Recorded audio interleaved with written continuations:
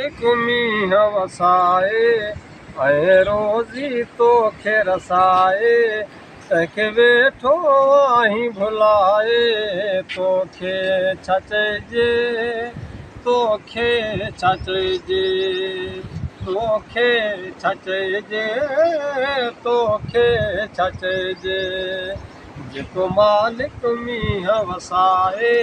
ऐं रोज़ी तोखे रसाए तंहिंखे वेठो आहीं भुलाए तोखे छा चइजे तोखे छा चइजे ॾिस मुर्दा मां कीअं मालिक साईं ज़िंदा पैदा करे थो ऐं क़िस्म क़िस्म सावा पीला रंग गुलनि में भरे थो सुभान अल्लाह। ॾिस मुर्दा मां कीअं मालिक साईं ज़िंदा पैदा करे थो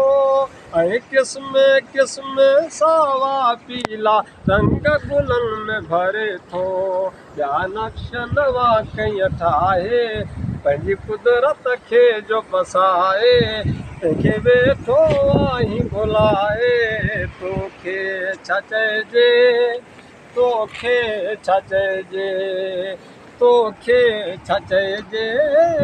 तोखे छा चइजे हर राति खां पोइ साझुर सिज खे कादिर कीअं थो उभारे करे गौर फिक्र हिन मंज़र खे जे माण्हू कोई निहारे हर राति खां पोइ साझुर सिज खे कादिर कीअं थो उभारे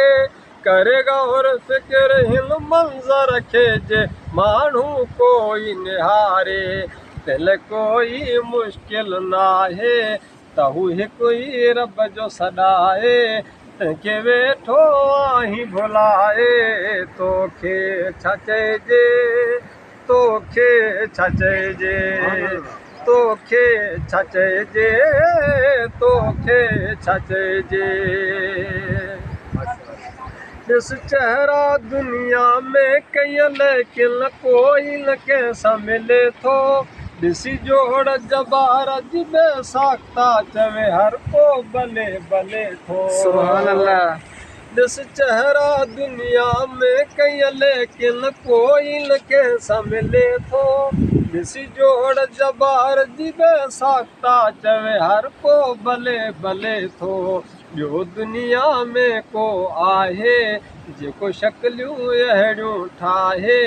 तंहिंखे वेठो आहीं भुलाए तोखे छा चइजे तोखे छा चइजे तोखे छा चइजे तोखे छा चइजे जे बजी रसदी का तूं ॾेई नहीं बि मालिक थो न सुञाणी पोइ दोज़ख में त तोखे वञणो आ दिल भर ॼाणी वाणी जे बजी रसदी का तूं ॾेई नहीं बि मालिक थो न सुञाणी पोइ दोज़ख में तोखे वञणो दिल भर ॼाणी वाणी बाहि दोज़ख जी अहिड़ी आहे जेका खलई छॾींदी लाहे तंहिंखे वेठो आहीं भुलाए तोखे छा चइजे तोखे छा चइजे तोखे छा चइजे तोखे छा चइजे जेको मालिक मींह वसाए ऐं रोज़ी तोखे रसाए तंहिंखे वेठो आहीं भुलाए तोखे छा चइजे तोखे छा चइजे तोखे छा चइजे तोखे छा चइजे।